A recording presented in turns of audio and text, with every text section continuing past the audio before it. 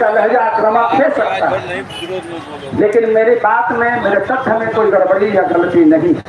मैं दावे के साथ कहना चाहता हूँ, मेरे तथ्य में कोई गलती नहीं है, पूरे फैक्ट के साथ मैं बात कर रहा हूँ। इसलिए नीतीश जी, बहुत चिल्लाने वाले हमारे भाजपा के जो दो उप मुख्यमंत्री जी, हम आपसे कहना चाहते हैं, हम लोगों ने इसी पटना में पैदा हुए हैं, यही हमारा घर है। सबसे ज्यादा नेमत अगर भारतीय जनता पार्टी के किसी ने बरसाया है तो पटना के लोगों ने बरसाया। पटना में पहले 3 विधानसभा हुआ करता था। जब लालू जी की सरकार आई 1990 में, उसके पहले 1985 से भारतीय जनता पार्टी के विधायक पटना के तीनों सीट पर जीते रहे। बाद में दीघा विधानसभा बना, उसमें भी जदयू के लोग जीते। सबसे पहले मसौरी वाली जो विधायिका थी वो आकर के जीती, नाम मैं भूल रहा। उसके बाद संजीव प्रसाद चौरसिया भी दीघा विधानसभा के विधायक हैं। क्या दिया पटना को? कितने रैन बसेरा बनाए, कितना गरीबों के लिए भोला पासवान शास्त्री भवन बनाए।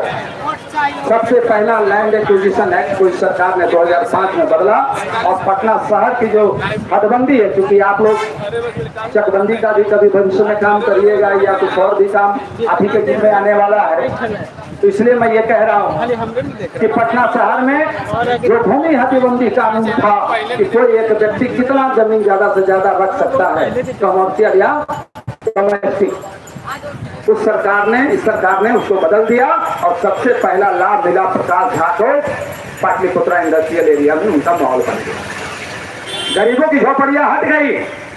इसी गर्दनीबाग में 900 कितना 300 कुछ एकड़ है ना, 300 कुछ एकड़ का ये जमीन है, सरकारी फ्लैट बन गए, सारी झोपड़ियां तोड़ दी गई। इसी 27 अगस्त को इस सीधे रोड में जाइएगा, आगे एक बालिका विद्यालय है, उसके बाएं साइड में भी एक विद्यालय है। जोया परवीन नाम की 5 साल की बच्ची, 5वीं क्लास की बच्ची को स्कूल में जिंदा जला दिया गया, इसी 27 अगस्त की खबर आपने पढ़ा कहीं? जोया परवीन को, और जो लोग प्रदर्शन करने गए उनको लाठियों से पीट कर 40 लोगों को जेल में पहुंचा दिया गया। चुनावी वक्त से सरकार अपने ऊपर इल्जाम नहीं लेना चाहती है। बलात्कार हो तो चलेगा, मर्डर हो चलेगा, कोई मंत्री की गाड़ी रुकनी नहीं चाहिए।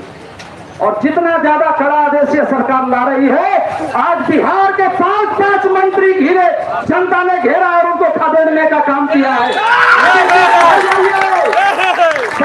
की सरकार सुधर जाइए, भाजपा के लोग जो लाल बत्ती लेकर के चल रहे सुधर जाए, जदयू के लोग जो लाल बत्ती लेकर के चल रहे सुधर जाए।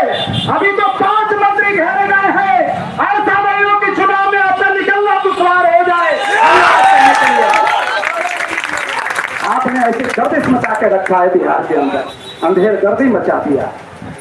तो इसलिए सवाल हमारा वही है कि आज आपकी लड़ाई हो, चाहे कार्यपालक सहायकों की लड़ाई हो, चाहे बगल में डायल 112 जो लड़ रहे हैं, डायल 112 पीछे लड़ रहे हैं, पीछे में, हाँ, रैपिड वर्क करने वाले, थाना वर्क नहीं करता, रैपिड वर्क अगर किसी का है तो डायल 112 का ऑन स्पॉट घटनास्थल पर पहुंचने वाले हैं।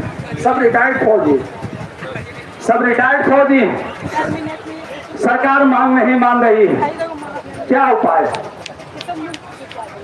जब 10,000 अभियंता उसमें शामिल, अमीन, कानूनगो और भी जो पद के लोग हैं, या करीब 40,000 30,000 कार्यपालक सहायक, या 12,000 डायल 112, या फिर ग्रामीण चिकित्सक जिनकी संख्या 2.5 लाख है, या आशा, या आंगनबाड़ी, या रसोइया, या शिक्षक, ये सब की अगर संख्या जोड़ दी जाए तो ये करीब 30 लाख से ऊपर पहुंचता है। अगर बिहार के विकास में अगर किसी का योगदान है तो वो है श्रमिक वर्ग। वो श्रमिक वर्ग जो सीधा सीधी आपके रिकॉर्ड पर, आपके डेटा में फीड है, वो है 30 से 40 लाख संविदा कर्मी। अगर इनका भविष्य नहीं बदल सकते तो बिहार का भविष्य नहीं बदलेगा। अगर बिहार के विकास में लेके रास्ते पर ले जाना है तो लोगों के जीवन स्तर को ऊपर उठाना होगा, और नहीं तो कह दीजिए यह सरकार